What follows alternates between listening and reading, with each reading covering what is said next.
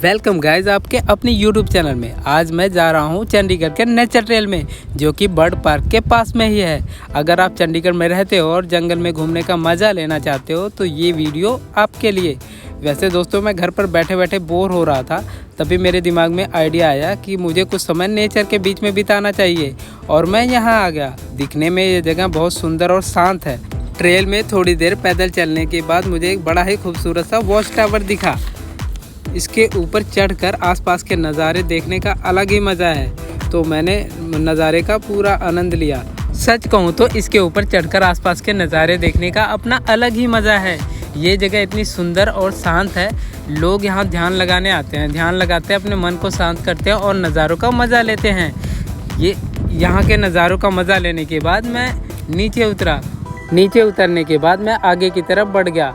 मैं तो यहाँ जंगली जानवरों को देखने आया हूँ।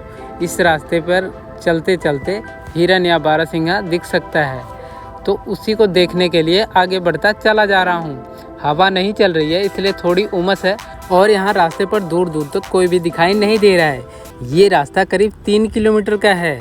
धीरे धीरे जाने में काफ़ी टाइम लग जाएगा, तो मैं दौड़ते हुए रास्ते को छोटा करने लगा। रास्ते में ऐसे बहुत सारे कीड़ों की वजह से मुझे अपनी स्पीड स्लो करनी पड़ी। वैसे मैं काफ़ी दूर आ चुका हूँ, लेकिन अभी तक मुझे कोई भी जानवर दिखाई नहीं दे रहा है। इधर उधर देखता रहा, फिर पास के तालाब की ओर जाने लगा, क्योंकि जानवर तालाब के किनारे पानी पीने आते रहते हैं। वहीं मुझे किसी जानवर की आवाज़ सुनाई दी। फिर मैं आवाज़ की तरफ बढ़ा। सामने मुझे कुछ दिखा, लेकिन साफ दिखाई नहीं दे रहा था, तो मैं उसके पास जाने लगा। मैं अकेला था, इसलिए थोड़ा डर भी लग रहा था।